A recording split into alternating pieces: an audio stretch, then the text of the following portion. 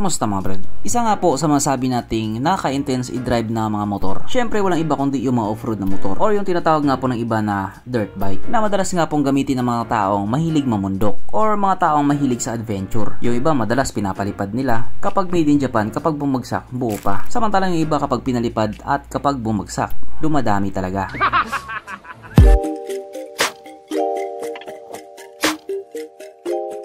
Pero syempre bago tayo magpatuloy, kung bago ka pa lamang napadpad dito sa aking walang kwentang channel, huwag ka na mag-subscribe. So yun na nga, dito nga po sa Pilipinas, marami din talaga ang mga taong nahihilig sa mga off-road or mga dirt bike. Kung ikukumpara kasi sa ibang mga motor, mas extreme gamitin itong mga motor na to. Kapag mga simpleng lubak-lubak lang, maning-mani lang sa kanila yan.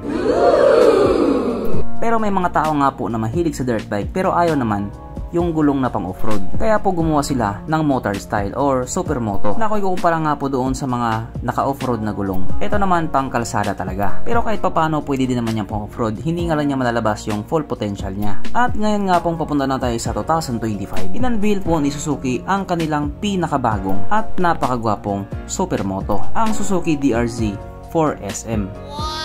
Siguro nga kung hindi ka mahilig sa mga ganitong klaseng motor, hindi mo talaga ma-appreciate yung itsura na meron siya. Pero kung ikaw naman yung tao na mahilig sa ganitong klaseng motor, malamang naglalaway ka na dito sa motor na ito. At dahil nga po kalalabas pa lamang ito doon sa European country, wala pa po ito sa Pilipinas. Pero meron naman mga old model na ganito dito sa atin, na bad boy ka nga pong tignan kapag yan yung motor na gamit mo. At lalong-lalo na nga po kapag itong isang to nilabas na nila dito sa atin. Kaya dahil dyan, pag-usapan na naman natin kung meron sa motor na ito at kung gaano nga ba talaga siya kaganda. So ito nga po ang Suzuki DRZ 4SM 2025 model na mayroong 398 cubic centimeter engine displacement, 4-stroke single cylinder at naka-dual overhead cam. Euro 5 compliant kaya hindi mausok yung tambutso niya. Fuel injected at syempre ito po ay naka-liquid cooled. Kaya hindi po siya panis sa Honda Click-On 2.5. Ang kanyang operation ratio 11.1:1. Pagdating naman po sa kanyang power, ito po ay mayroong 38 horsepower at 8,000 RPM, 37 Nm of torque at 6,500 RPM. At dahil nga po kalalabas pa lamang sa motor na ito, wala pa po tayong idea pagdating sa kanyang top speed. At alam nyo ba, kahit nga po napakagwapo ng motor na ito, marami pa rin talaga ang nagre-reklamo sa kanya. Kasi nga po ang makina na ginamit dito sa motor na ito ay yun pa rin yung sa old model nila, na kung saan nga po 5-speed lang yung gearbox niya. Ayon nga po sa kanila, 20 years na nag-exist ang motor na ito pero hindi pa rin magawa-gawang maging 6-speed. Hanggang quinta lang talaga siya. Ayaw niya lang mag-sixta. Ay bastos.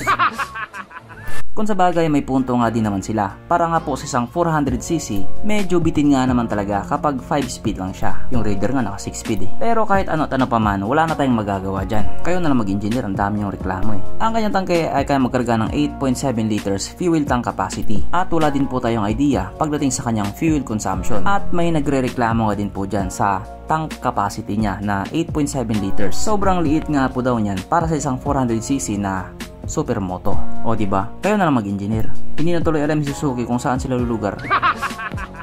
Ang sukat na niyang gulong 120/70/17 sa harap at 140/70/17 naman sa likuran.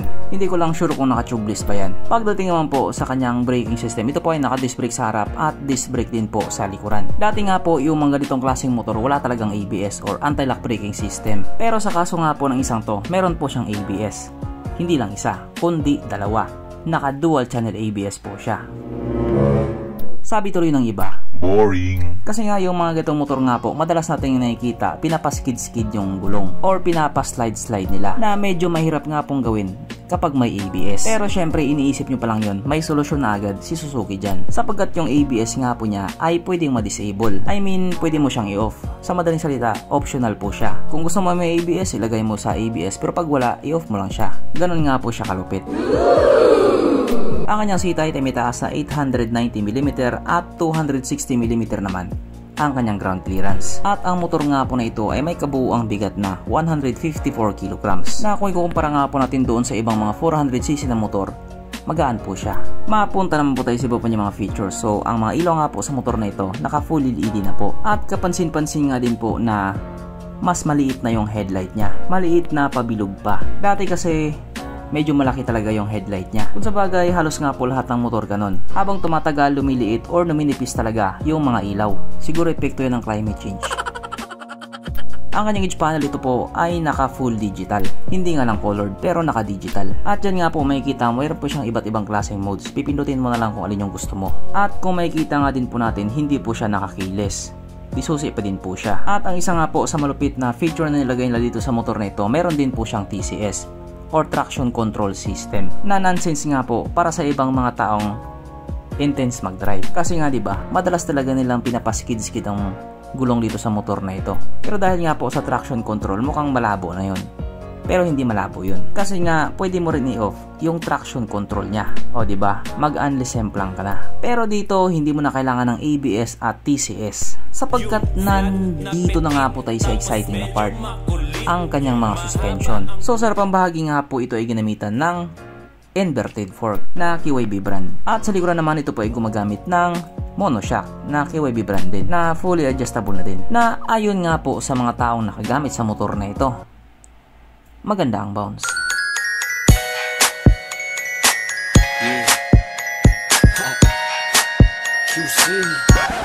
Siyempre alam kong nakukulangan ka pa, kaya meron pang isa.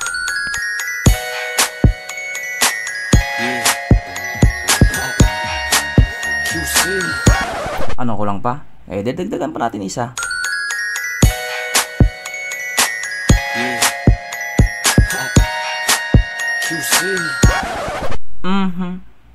Panigurado. Wala talagang nalungkot. At dahil wala nga pong nalungkot, alamin na po natin kung present nga ba sa motor na ito yung tatlong pinaka-importanting features. So, una na nga po dito ang kanyang lagayan ng istalyon, at nakakalungkot mang sabihin, wala po siyang ganun. Wala siyang lagayan ng istalyon. Pangalawa, wala din po siyang sabitan ng pulutan. At oras na nga po para sa ating Red Horse check, ang pinaka-importanting feature sa isang motor. At ayon nga po sa aking masusing pag-aanalisa, ang motor na ito ay kayang magkarga ng wala po siyang kargahan ng Red Horse.